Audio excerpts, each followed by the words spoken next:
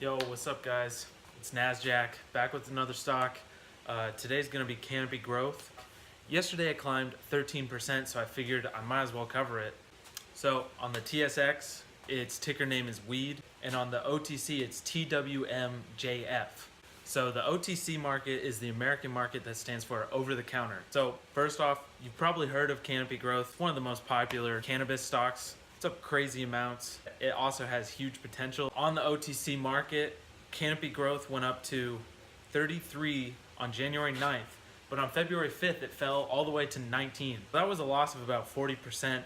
So now must be a great buying opportunity, right? Now it's back up to 25, almost 26, and yesterday it climbed 13%. The OTC is in American dollars. However, I'll be discussing Canadian for the rest of this video. About the company. The CEO is Bruce Linton, and he founded the company in 2014. He's got a TED Talk called Breaking Barriers, and he has some great ideas. He was on the leadership team for NASDAQ and Toronto Stock Exchange IPO for cross-eye systems. So he has good experience leading a stock, and I think that is really helping him with Canopy. He's been really big on marketing the brand of Canopy as a friendly cannabis. Here's a clip on him talking about branding. Tweed, a marijuana company, connected with what I think are pretty interesting global brands, and why would that happen? So I want to walk you through brands, why I think they're relevant, and how they're going to evolve. So Vancouver, if nothing else, is responsible probably for 420 as an observed time and day, and it has an awful lot of dispensaries which have these beautiful signs everywhere on posts. But I thought that's not what we're going to be. I wanted a normal name, a double entendre ideally, so that smart people would interpret it. Why smart people? Well, if you're smart, you probably have a better job, which means you have more money, which means you make a better customer. The text of normal cannabis companies are a little bit more sketchy compared to Tweed. Tweed looks like a place that I could walk in and get a craft beer. Tweed looks like a place that I could walk in and get a barber cut. Tweed definitely looks like a shop where I would have to have a massive beard to walk in there. Someone who buys Tweed is totally into craft beers and will love it when they infuse cannabis craft beers. So he is huge on vertical integration. Vertical integration means that they control the company from growing the product to distributing the product, the branding. Two people that also love vertical integration that I personally love are Elon Musk and Steve Jobs. Steve Jobs famously competed with Microsoft by saying that Microsoft is only software driven and that they're put on multiple separate pieces of hardware. However, Apple has a vertically integrated company, which means that they produce both the hardware and the software, and that's what's the ecosystem that really keeps customers in. And I think that can be huge for Canopy. Currently, Canopy Growth is the largest cannabis company on the TSX, the Toronto Stock Exchange. It has a market cap of about 6.2 billion. In 2017, about 5 million Canadians bought cannabis, and about 90% of it was actually illegal. Stigma's totally going down. It used to be that about a third of Canadians would consider trying marijuana if it was legalized, but now it's up to 2/3. In recent years, the number of Canadians purchasing cannabis has been up 6% each year. However, it's expected to go up 40% once legalized. But he got picked to be the leader of the Liberal Party, which is sort of our governing party for much of history of Canada. And it tends to be in the middle. And the very first thing he said when a young guy got picked to run the party is, the very first thing, if you'll vote for me, I will make adult access to marijuana a regulated thing. I won't decriminalize it. I'm not going halfway, I'm going all the way. Great clip. This means about 14.5 million Canadians will be purchasing weed, which will triple the revenue at least. It's projected that Canopy will capture about 20% of the Canadian market cap. So I want to talk about the potential of products. Here's a video of CEO Bruce Linton talking about walking into a future liquor store in Canada. Come in mid-2018, early 2019, and you'll be able to walk into what is a liquor store, and in one corner, maybe through a separate door, you'll be able to purchase cannabis, which is going to drive guys like Diageo and others nuts, because you're going to have direct competition in essentially the same format of store.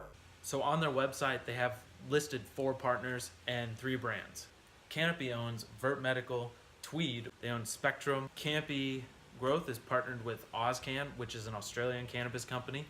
Partnered with Snoop Dogg, which is cool. I mean, which is what everybody associates cannabis with. So I think that's a huge partner to have. And in order to raise our credibility, I'm going to introduce an entrepreneurial icon who I would like to call a very good friend of Canada and Tweed. He is a global entrepreneur who for many, many years saw that the barrier, the prohibition around marijuana was going to change. And he was an advocate who somehow crossed all kinds of boundaries. He was able to be a musician, an artist, a sports caster, someone who, when Burger King decided they were going to sell hot dogs, who did they call? The Snoop Dogg. And when Old Navy decided they needed a Santa Claus this past Christmas, who did they pick? And so I bring it forward because Snoop Dogg saw the world changing, and he saw a company in Canada that was leading the change in the world, and he picked us to be his partner for the next 3 to 5 years. And so it's kind of a good start to credibility that comes from all quarters. They're partnered with Indoor Harvest, and they're partnered with Changenetics, and I'll link those in the description. Okay, so one of the biggest reasons that I'm really excited about Canopy is their deal with Constellation, the liquor company that produces and distributes wine, beer, and sprites. So Constellation invested 254 million Canadian, about 190 million USD, for 9.9% stake in the company. That deal was huge, and it recently happened. Now, if you look at Constellation's stock recently, it's been pretty steady. But if you look at it since 2012, it's been insane.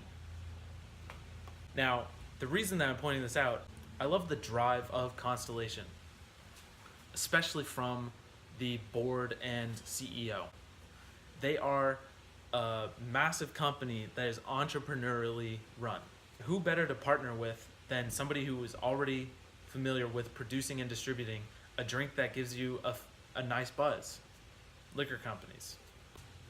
I love that Constellation is future looking because other liquor companies were not as excited about investing in cannabis because they think it will cannibalize their sales. However, Constellation realizes that it will complement their sales.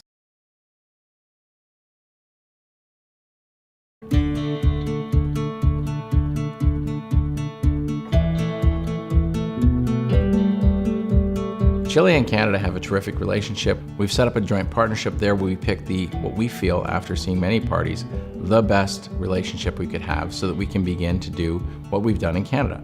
Smaller market, different mix of products, but looking for medical efficacy and management of the cannabis production and delivery. We move over to a place like Brazil. Starting a joint venture business in Brazil takes quite a lot of lawyers and is difficult. You need to have a strong local partner or you can't enter. But once you get through it, you end up with the ability to do both research, product importation, and product growth and production. So when you swing to Australia, we've been a participant in the market through a party that looked at all the LPs in Canada and said, we think Tweed Canopy is the best one. We'd like to give them 10% of our company if they'll give us advice and sit on our board. So with OzCan, we became a participant. Germany has been a priority for us. We've been working with the German opportunity for about 2 years now. And the effect of that is that we became the first country in North America and second in the world to be asked and permitted to import cannabis to Germany. We have licenses to hold cannabis and distribute cannabis. We have a GMP certified facility on that side of the ocean. And we got the Germans to review and certify our facilities here. We know that the Netherlands has a pretty strong cannabis market, and Canopy definitely wants to get involved in that. However, they're facing stiff competition from Aurora, which is a competing company, competing cannabis company that I'd like to mention in a future video. They're one of the main competitors to Canopy. Essentially what happens is Canopy goes first and then Aurora follows with a bigger move. As an example of this, Canopy purchased a German cannabis producer who had about 400 distribution outlets. Then Aurora came in and purchased a distribution company with 2,000 outlets. So the reason that I like Canopy Growth in Europe is that first, it's a legal market and it definitely allows Canopy to have an outlet for excess marijuana. Second, the prices of cannabis in the Netherlands are artificially inflated to keep the businesses afloat, and they ensure that there's not too much competition. However, Canopy will definitely have lower prices than the Netherlands, can undercut them, and make a huge profit off of that.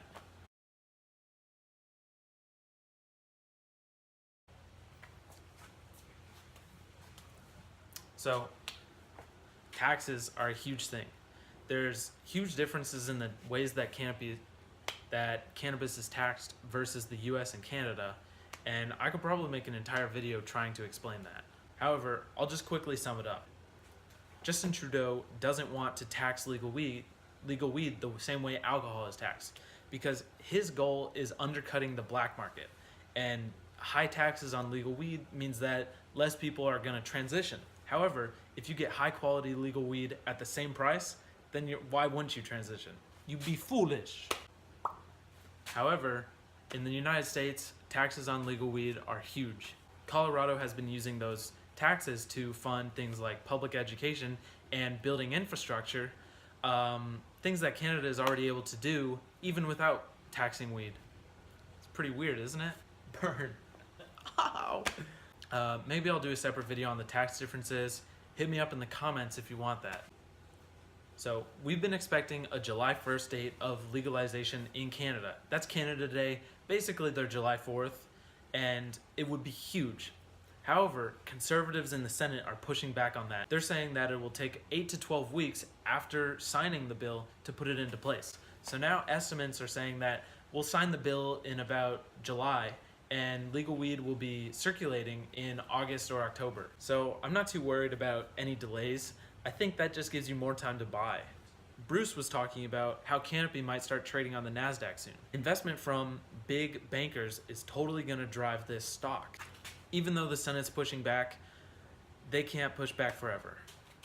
Potential upside of Canopy is massive.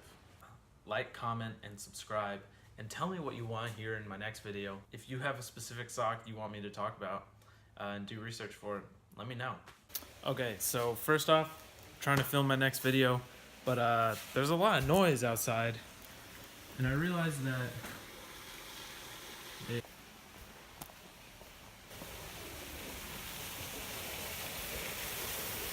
so if you can't hear me too well, that's definitely the reason. That's been going on all day, but I really want to make my video. And by starting in Canada, we have an opportunity to take over the world. And that one's called Canopy, but a lot of you would know it as Tweed. And many of you might think of it as the company that moved into the Hershey factory in Smiths Falls. And one of the benefits of putting marijuana inside a chocolate factory is you now fully understand why the Oompa Loompas were so happy.